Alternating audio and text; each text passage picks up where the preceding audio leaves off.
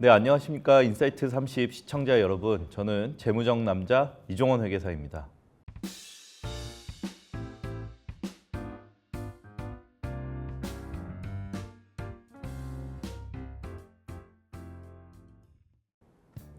최근 넷플릭스는 광고 요금제와 인기 컨텐츠를 앞서워 3분기 호실적을 기록했는데요. 하지만 그에 비해 구독자 증가세는 점차 둔화되고 있습니다. 또 국내 OTT 플랫폼인 티빙과 웨이브는 수백억 원의 영업 손실을 기록하며 어려움을 겪고 있지만 합병을 통해 새로운 돌파구를 마련하고자 합니다. 이들의 합병은 단순한 생존을 넘어 국내 OTT 시장의 판도를 바꾸기 위한 중요한 도전이 될 수도 있는데요. 자, 그렇다면 국내 플랫폼들이 글로벌 OTT 시장의 강자 넷플릭스와 경쟁할 수 있을까요? 또 소비자에게 어떤 새로운 선택지를 제시할 수 있을지, 넷플릭스의 독주를 막을 수 있을지 알아보도록 하겠습니다.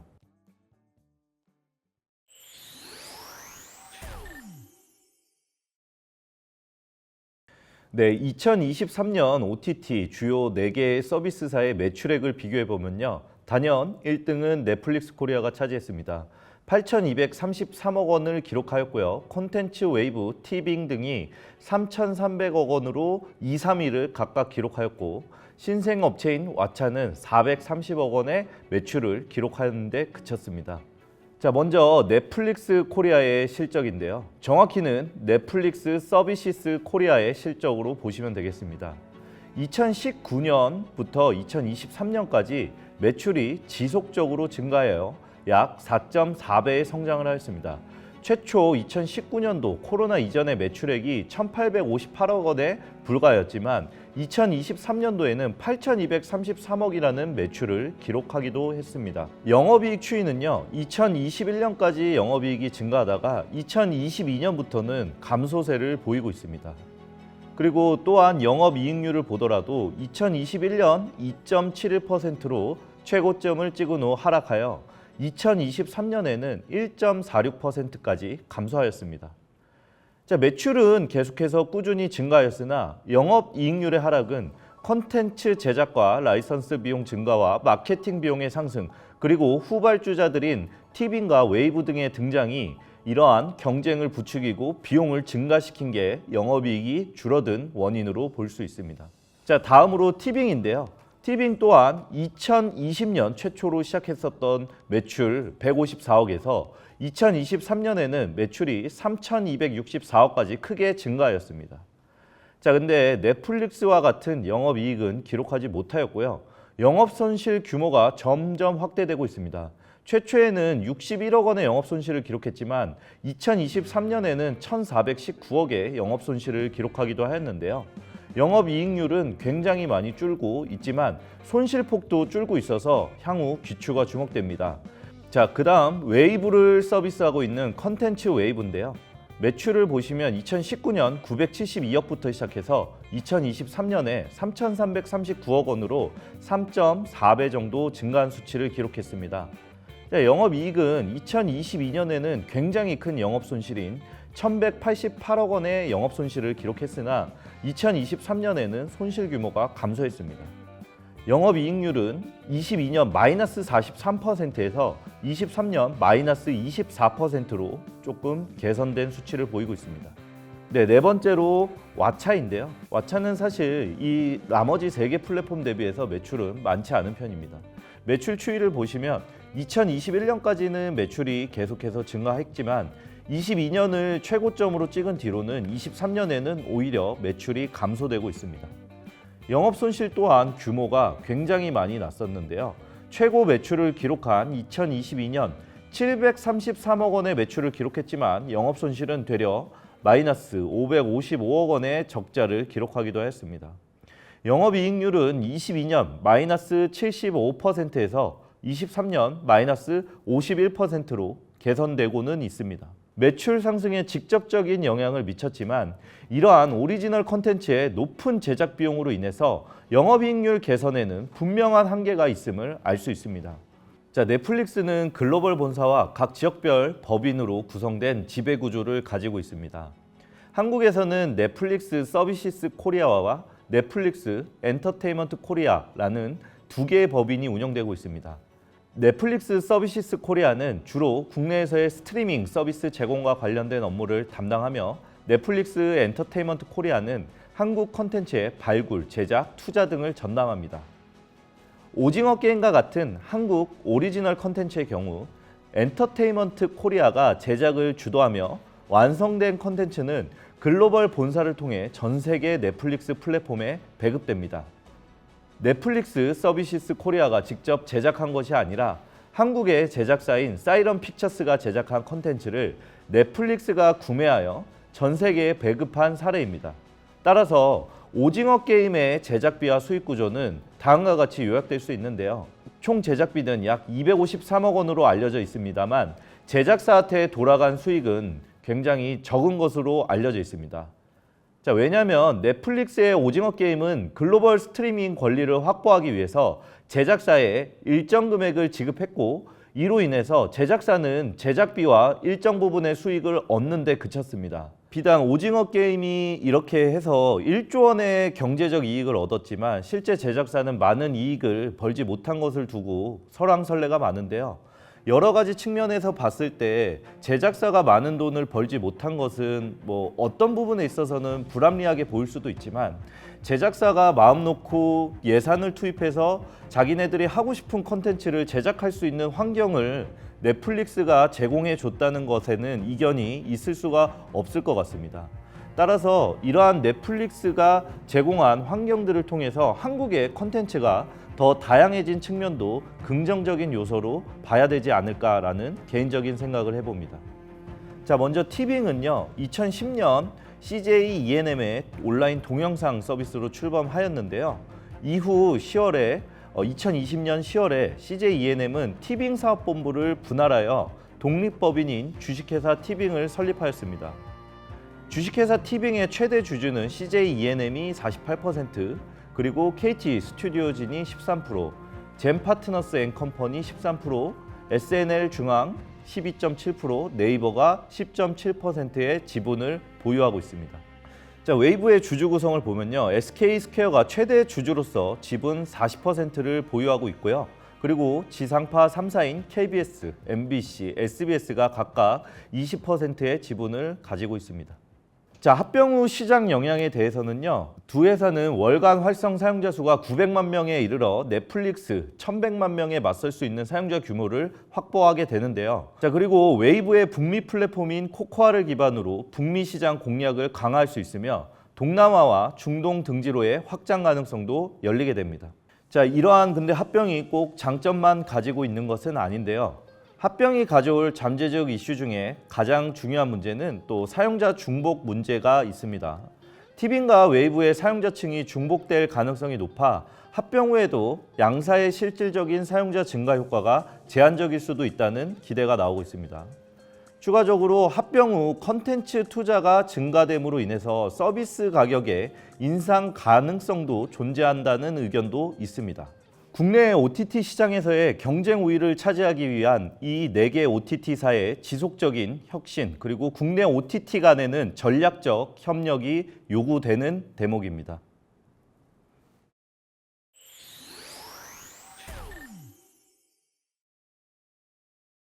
네, 안녕하세요. 오늘 넷플릭스의 독주 과연 막을 수 있을까와 관련해서 저희 전문가 답변을 진행해 주실 김원식 문화평론가님 모시고 진행을 할 건데요. 안녕하십니까? 네, 안녕하세요. 네, 간단하게 자기소개 먼저 부탁드리도록 하겠습니다. 네, 저는 김원식입니다. 문화평론가로 활동을 하고 있고요. 네. 문화 콘텐츠학 박사고 또 중원대학교 특임 교수를 있습니다. 그래서 미디어 콘텐츠 현상에 대해 관심이 많고 요즘에 글로벌 OTT가 워낙 또 영향이 있다 보니까 이러한 OTT 현상에 대해서 오늘 말씀드리고자 왔습니다. 예, 반갑습니다. 자, 먼저 첫 번째부터 바로 질문을 좀 드릴 건데요. 끊기 이제 어렵다고 봐야겠죠. 사실 이 넷플릭스 없는 또는 이런 티빙이나 왓챠 웨이브가 없는 삶은 이제 꿈꾸기 힘들어질 정도로 OTT가 생활 속에 깊숙이 파고들었는데요. 이러다 보니 이제 락인 효과라고 하죠, 경쟁 용어로. 네. 예, 이제 벗어날 수가 없게 만들어 놓고 이제 묶어놓고 가격을 지금 계속 야금야금 올리고 있거든요. 네. 이 비싼 구독료 현황에 대해서는 혹시 어떻게 생각하시는지? 네, 뭐 락인 효과도 이제 말씀하셨습니다만은 끊기 네. 힘들다라는 거는 뭐 몇 가지 요인이 있죠. 첫 번째는 정말 컨텐츠가 재밌어가지고 네. 벗어날 수가 없다, 뭐 중독 상황이다 이렇게 볼 수도 있겠지만 네. 또 시스템적으로 봤을 때 중간에 빠져나가지 못하도록 하는 그런 뭐 이제 다크 엣지라고 해가지고 그런 제도적인 미비한 점도 있다고 보겠는데, 그래서 소비자 원하고 민병덕 의원실에서 조사한 결과를 보니까 평균적으로 한 우리나라 국민들은 2.4개의 OTT를 구독을 하고 계셨고, 그다음 평균 한 2348원 정도 이렇게 지출을 하고 있었어요. 그런데 68.3%가 비싸다 이렇게 이제 이야기를 하고 있었습니다. 근데 중요한 거는 최근에 이런 글로벌 OTT 등을 포함한 국내 OTT도 40% 가까이 좀 올렸거든요.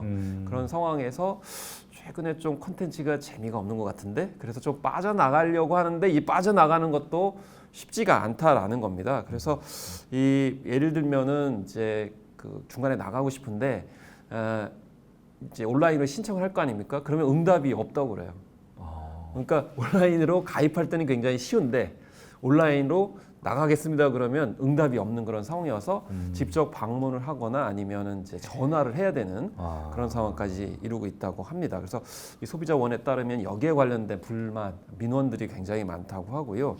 그리고 이 계약 기간 만료 전까지 서비스를 유지한 후에 환불 없이 그냥 바로 계약을 종료하는, 그러니까 중간에 환불 받을 수 있는 내용들을 돌려주지 않고 그대로 이제 종료하는 그런 사례도 굉장히 많기 때문에 이런 환불 여부 이런 것들도 제대로 고지를 받지 못하고 있다. 특히 넷플릭스 같은 경우에는 좀 더 고약해가지고 약관상 결제일로부터 7일이 지나면은 중도 해지나 또 대금의 환불을 허용하지 않고 있다는 거죠. 근데 소비자 입장에서 사실 회원가입할 때 그거를 다 읽어보고 가입하진 않잖아요. 굉장히 많은 내용들이 정말 그렇죠. 압박감 있게 그냥 휙 지나가고. 그거를 다 알죠. 읽을 수가 없으니까. 네. 보통은 근데 저희가 구독 서비스는 저 같은 경우는 그렇게 하거든요. 한 달짜리 구독 서비스를 해야지 무슨 서비스를 이용했다고 하면은 구독을 걸자마자 해지를 하면은 한 달 동안은 그냥 쓸 수는 쓸 있잖아요. 수밖에 없는 상황이고, 사실 또 우리가 일상생활 바쁘다 보면 그렇죠. 한 달 지나고 나면 귀찮기 때문에 그냥 쓰지 뭐 이렇게 하면서 넘어가다 보면 그게 차일피일 미루게 되고, 그래서 이제 쓸 수밖에 없는 그런 상황이 벌어지게 되잖아요. 또 문제가 뭐냐면은 네. 기존의 계정 고유 소유자가 이동통신사의 OTT 결합 상품을 결합했을 때 네. 이런 경우에는 중복 납부하는 경우도 이제 생기거든요. 그럴 경우에는 사실 환불을 해줘야 되는데 그것에 관련돼서도 제대로 고지조차 못하고 자기가 결합 상품을 구입했는지 따로 또 가입했는지에 대해서도 제대로 인식하지 못하다 보니까 이렇게 과혼합하는 경우가 있다. 그래서 과혼합에 관련돼서도 환불 방법이나 절차에 대해서도 약관조차 없는 그런 상황이기 때문에 이래저래 나오지도 못한 상황에서 아까운 돈만 지금 지불을 하고 계신다, 이렇게 볼 수가 있겠습니다. 영상 보시는 분들은 한번 체크를 해보시는 게 좋겠네요. 네. 그러니까 뭐 저도 통신사에서 결합된 뭐 유튜브 프리미엄이나 이런 상품이 가입돼 있는 걸로 알고 있는데 네. 그 전에 가입되기 전에 유튜브 그러니까요. 프리미엄 구독이 돼 있었다면 자체적으로 중복 결제될 납입이 수도 되는 거죠. 있다. 그리고 또 우리나라 같은 경우 할인 요금제가 너무 없어가지고 그쵸. OTT들이 그래서 뭐 유튜브 같은 경우는 뭐 가족 간, 뭐 네. 학생 할인 이런 게 있는데 다른 OTT는 없기 때문에 이런 이 할인 요금제가 다양화된다 이런 목소리를 내고 있는데 받아들여질지 알 수가 없습니다. 그래서 일부 기업에서는요, 이제 저희 같이 저는 이제 소규모 기업을 운영하고 있는데 직원들을 위한 구독 서비스를 하는 분들도 계시다고 하더라고요. 그러니까요. 네. 회사 다니는 분들 좀 규모가 있는 경우에는 이득이 될 수 있는데 그런 할인제조차 없기 때문에 이게 변화가 좀 필요할 것 같습니다. 네. 그렇죠. 그리고 특히나 이렇게 OTT 업체들이 구독료를 가져갈 때는 인정사정 없이 가져가면서 실제로 컨텐츠를 제작해서 납품하는 그런 제작사들의 투자비나 수익 배분에 있어서는 또 불공정한 점이 또 많다고 얘기를 하는데요. 어떤 점이 좀 그런 부분들이 많다고 얘기가 나오는 걸까요? 일단 처음에는 한국 그 제작 현실에서 좀 매력적일 수가 있는 것이 뭐냐면, 한국의 기존의 이제 방송 등의 제작사들은 제작비를 주지 않고 만들어 와라, 그리고 편성만 해주겠다, 그리고 뭐 뭐 제작비를 낸다 하더라도 굉장히 조금 이렇게 내는 경향이 있는데 넷플릭스는 굉장히 파격적이죠. 왜냐하면 사전 제작비를 100% 제공하겠다 이렇게 얘기를 하니까 많은 크리에이터 창작자들이 넷플릭스에 달려갈 수밖에 없는 그런 상황인데 이른바 사전 투자 방식으로 이제 모든 제작비를 지원하는 건데 중요한 거는 그 뒤에 IP 그리고 해외 판권 그리고 해외 유통권 이런 것들은 다 넷플릭스가 가져가는 그런 상황이고 실제로 우리가 이제 오징어 게임이 올해 12월 26일 날 네. 시즌 2가 돌아오게 되는데요. 네. 오징어 게임으로 넷플릭스가 한 1조 원 정도 이제 수익을 발생시킨 것으로 이렇게 잠정됐는데 네. 그러면은 과연 우리 황동혁 감독을 비롯한 제작사들은 얼마나 수익을 냈을까 이걸 따져보니까 그렇죠. 250억을 투자를 했거든요. 네. 그래서 나머지는 다 가져가고 한 20에서 50억만 제작 팀에게 준 것으로 1조 원의 수익을 냈는데 250억 투자비 들어가지고 그 나머지를 전부 다 거의 다 가져가는 셈이 되는 거잖아요. 이러기 때문에 굉장히 불합리하다. 그래서 오징어 게임 같은 콘텐츠도 이런데 다른 콘텐츠는 정말 상황이 나을까? 이렇게 이제 의문을 표하는데요. 그러면은 이걸 다 그런 거냐? 사실 우리나라만 좀 약한 모습을 보이고 있습니다. 왜냐하면 프랑스 같은 경우는 넷플릭스의 IP 독점 기간을 3년으로 제한했습니다. 3년이 지나면 네. 자유가 되고 이제 IP를 가져오게 되는 지적 재산권을 가져오게 되는 상황인데 우리는 그런 조항이 없습니다. 그렇기 때문에 우리나라도 처음에는 좀 약간 열세였잖아요. 근데 지금은 K 콘텐츠가 위상이 올라갔으니 이걸 협상을 해서 뭐 IP에 그런 이제 제한을 두는 그런 노력을 좀 해야 되는 거 아니냐 이렇게 얘기를 하고 있고요. 그래서 협상력을 높이는 그런 형태가 우리한테는 좀 필요하다. 그리고 IP에 관련돼서 이제 보호할 수 있는 우리나라의 OTT에 관련한 독자적인 법률이 없기 때문에 이런 법률안을 좀 만들어야 되는 거 아니냐 이런 지적들이 현재 나오고 있는 것이죠. 그래서 현재 국내 OTT 사업자들은 망 사용료를 내고 있지만 넷플릭스와 같은 글로벌 OTT는 내지 않는 이유가 있다고 하는데요. 혹시 어떤 것들 때문에 이게 논란이 되고 있는 이제 건가요? 망 사용료라는 거는 우리가 이제 인터넷 망이다라고 했을 때 여기에 이제 접속하는 뭐 요금 그리고 거기서 이제 사용하는 서비스 이용료 이런 것들을 다 결합해서 이제 망 사용료라고 이렇게 얘기를 하는데요. 그래서 이제 가장 핵심적인 부분은 뭐냐면 예를 들면 뭐 OTT들이 이제 거대 빅테크들인데 많은 분들이 이용을 하게 되면 어쨌든 정보 부하량이 걸리게 되고 많은 데이터를 이제 소비를 하게 되는 거죠. 그러면 많은 그 데이터를 소비하는 쪽에서는 그러면 똑같이 다 적용을 하는 것이 맞느냐. 그래서 예를 들면 넷플릭스다 그러면 넷플릭스 회원들이 많이 사용을 하게 되면 아무래도 인터넷 사용량이 많아지니까 그쵸. 트래픽이 걸리게 되는 거죠. 그럼 많이 걸린 만큼 돈을 내라 이렇게 얘기를 하는 거고 근데 이 빅테크들 그러니까 OTT 입장에서 봤을 때는 망 중립성을 얘기하는 거죠. 망 중립성이라는 건 뭐냐면 망을 이용하는 이들을 똑같이 대우를 해야 된다. 그러니까 트래픽을 많이 발생시키건 아니건 간에 똑같이 해야 되기 때문에 우리가 추가적으로 돈을 내지는 않는다. 특히 미국에 이제 본사를 두고 있는 업체들 같은 경우는 우리는 미국에 돈을 내고 있기 때문에 따로 한국에까지 돈을 내야 되는 이유를 모르겠다. 이렇게 얘기를 하고 있는 거죠. 그런 면에서 이제 지금 현재 국내 이제 OTT 같은 경우는 당연히 망 사용료를 내고 있고 해외 그런 OTT 같은 경우는 내지 않고 있는 그런 상황인데요. 그런데 이제 중요한 거는 이제 유럽이나 이런 데서는 트래픽을 이제 많이 발생을 시키기 때문에 그런 점에서 더 돈을 내야 된다 이렇게 이제 주장을 하고 있고 예를 들면은 13개 유럽 통신사 CEO들이 최근에 공동 성명을 발표해가지고 미국 기술 대기업들이 유럽의 통신 네트워크를 너무 많이 사용을 해가지고 여기에 대해서 돈을 이제 내야 된다 이렇게까지 요구를 하고 있는 그런 상황이기 때문에 우리나라만 그런 게 아니고 유럽에서도 비슷한 이런 망 사용료 논쟁이 있다. 그리고 우리나라의 그런 통신사와 지금 현재 구글이 이제 소송 중인 그런 사안이 되겠습니다. 일단 우리가 그 독자적인 거대 플랫폼을 가지고 있지 않다라는 점이 이제 큰 특징이죠. 사실 비유하자면 우리나라 K-팝이 굉장히 세계적으로 호응을 받고 있지만 아레나 그러니까 그 음악 공연 전용 공간이 없습니다. 일본 같은 경우만 해도 뭐 아레나급 같은 경우 30개가 있는 그런 상황이고 3만 명 들어간 슈퍼 아레나도 수십 개가 있는 그런 상황이거든요. 그래서 한국에서 공연할 만한 공간조차 없는 거죠. 그러니까 계속 해외에 가서 공연하게 되고 공연을 하게 되면 거기에 이제 임대료라든지 여러 가지 부대 비용을 계속 지불하는 그런 상황이 되거든요. 심지어는 뭐 이제 음악상 같은 경우도 해외에서 하는 이유가 이제 그런 면모라고 이제 볼 수가 있는데, 마찬가지로 이제 플랫폼이 우리가 이제 독자적인 영향력을 가질 수 있는 플랫폼이 없다 보니까 결과적으로 이제 계속 악순환에 빠질 수밖에 없다. 그래서 앞에서 말씀드린 것처럼 티빙과 웨이브가 왜 이제 합병을 하면서 영향을 가지려고 하는가, 이런 것을 이제 따져봐야 되고, 그렇기 때문에 계속 우리가 넷플릭스에 이제 제작을 해서 공급을 하고 있잖아요. 그러다 보니까 하청 기지화되는 게 아니냐라는 지적들이 이런 맥락에서 계속 나오는 거죠.